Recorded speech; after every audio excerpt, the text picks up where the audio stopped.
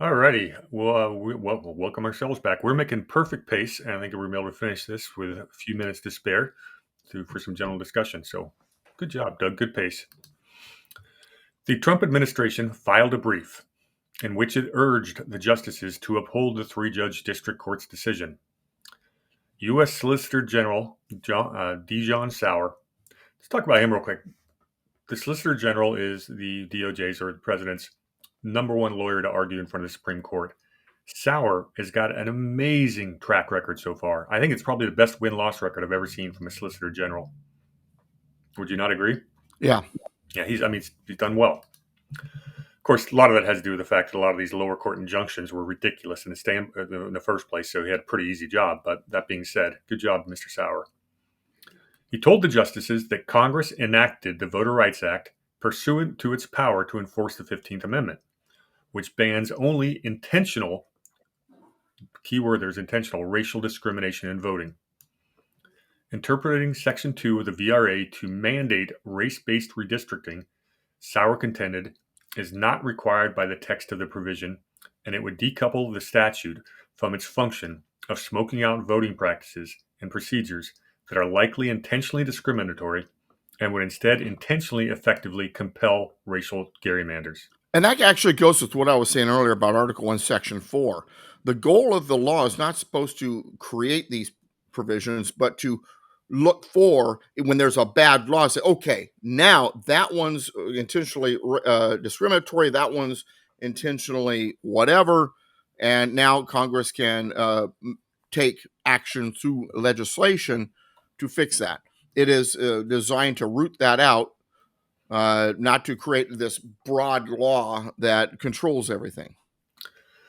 Yeah, I think you've been. I think these arguments are right in line with what we were saying at the outset. So, how have the stakes changed? She says a ruling that strikes down the 2024 map and upholds the lower court's decision could affect not only Louisiana, but also when and how legislatures everywhere in the United States may consider race when drafting new maps. A report by two voting rights groups indicates that if legislatures cannot consider race to remedy racial discrimination in voting, the Congressional Black Caucus could lose up to 30% of its members, while Congressional Hispanic Caucus could lose up to 11% of its members. So, like we said at the outset, this is a big deal. It could be worth 25 to 30 seats in the House. You combine that with some of the other issues going on with with changing the census so that illegal immigrants don't count towards apportionment. And like I said, we may be looking at a supermajority for Republicans in the very near future. And this is happening as the black population in particular is moving towards Trump, towards the Republican side. So it's interesting because if as Rush Limbaugh used to say, if all of the illegal aliens were voting Republican, they'd be for a wall. Indeed. So again, like we said, this has always been political, and the race part of it is being used as a political tool. That's been going on ever since LBJ. Who are the lawyers? Do we care about that? And this is a law, by the way. It comes from that LBJ era originally. You have the, what is it, 1969, 1967, I can't remember which Voting Rights Act. And then you have the 1973 Voting Rights Act, which updated some of that. But that first one, that all comes out of the LBJ era and the Great Society ideas, which is a lot of what, affirmative action, all that came from. The lawyers arguing this is the Louisiana Solicitor General. There is representing the non-African American challengers. The Janai Nelson is the president of the NAACP Legal Defense Fund, will be representing the black voters. And the guy representing the Solicitor General is a guy named Hashim Mupan. So it's not going to be Sauer arguing in court today. He did write the brief. Who are the justices to watch at Wednesday's argument? Two key justices are likely to be Chief Justice Roberts and Justice Brett Kavanaugh. Didn't I say that? Both were in the majority 2 years ago in a case called Allen versus Milligan, in which the court both ruled that an Alabama congressional map likely violates the Voter Rights Act, but, here's the key point, rejected an invitation to undermine the power of Section 2. Nevertheless, Kavanaugh wrote a concurring opinion in that case in which he signaled sympathy for an argument that Alabama had not made in its filings in the Supreme Court. The idea, and this is strange for a Supreme Court justice to do. They usually only comment on the arguments that were made. So he's inserting a legal opinion. And that's that the idea that, like the use of race in college admissions, the authority to conduct race-based redistricting cannot extend indefinitely into the future.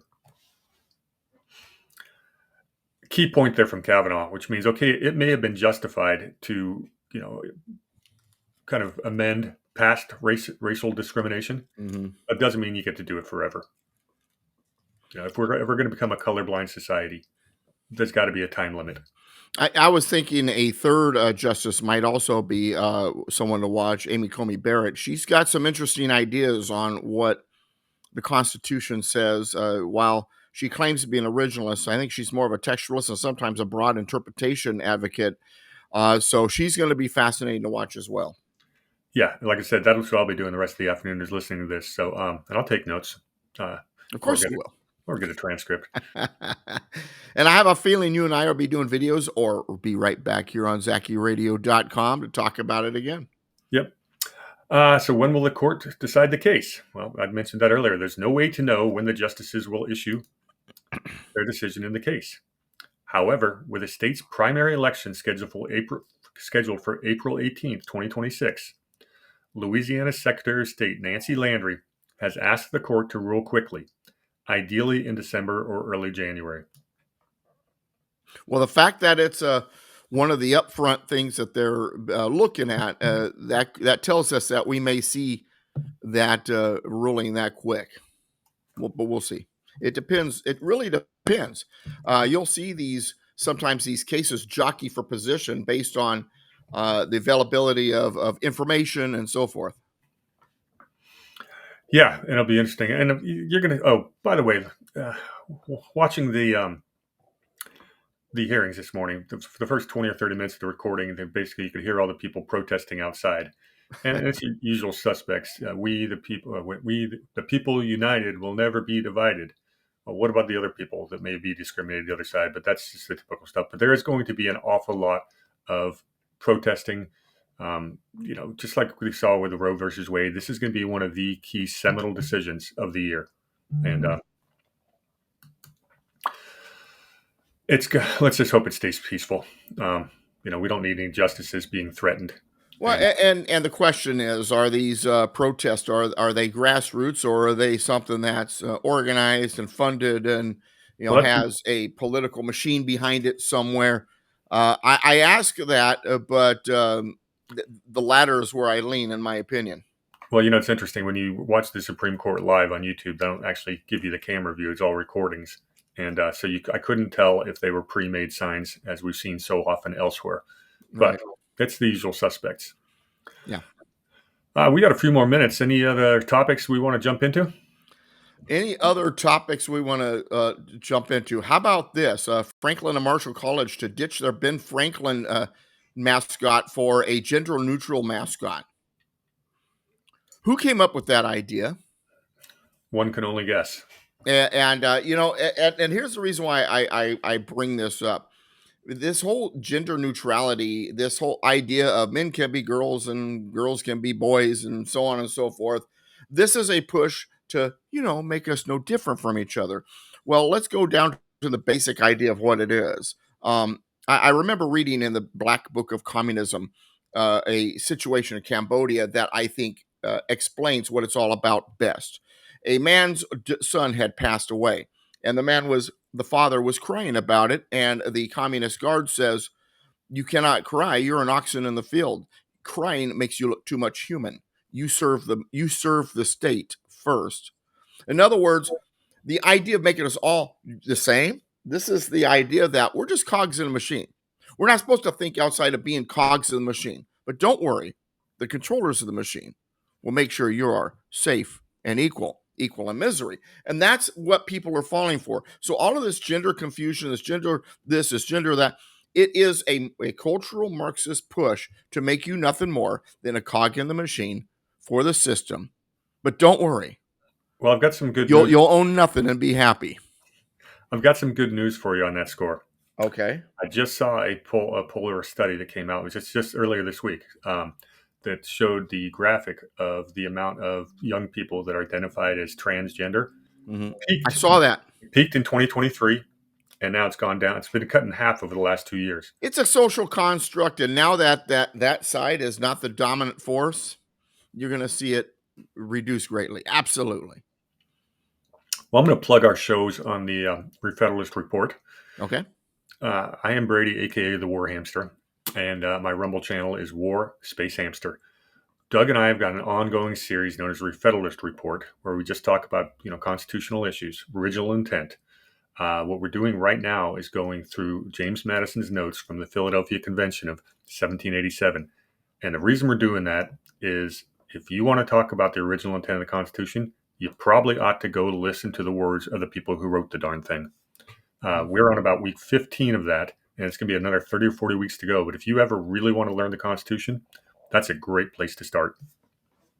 And we have a line by line. We're going line by line examination of, and also every once in a while we even throw in a little history about some of these speakers. Yeah, and we'll have to divert from that to review some of these Supreme Court cases here in the next few months. So we're not going to we'll get off topic a few times, but that really we want to grind and get that done. I then want to go through obviously the Federalist and Anti-Federalist papers, and I'd like to maybe skip over to the ratifying conventions. That might be a little bit quicker to get information out. And both of us, between videos and shows, we're on air quite a bit. I mean, I'm on air 6 days a week, 7 shows, twice on Saturday, one every other day. Once again, DouglasVGibbs.com or navigation, the number 2 Liberty, navigation2liberty.com. And don't forget to visit Leo Zacky's website, leozacki.com. He's running for governor in California. All you Californians, do your research, leozacki.com. Yeah, well, Doug, it's always a pleasure. Our Wednesdays are always very busy. I got to spend more than a couple hours with you, and then I miss you all week long. But no, it's not true. I watch some of Doug's shows, and when I pop in every once in a while. And well, pop in tomorrow because I'm right here, folks, right here, 11 a.m. Pacific. I'm going to be right here. Pop in tomorrow, everybody. with no further ado, thanks everybody for watching. We'll see you next week. Cheers.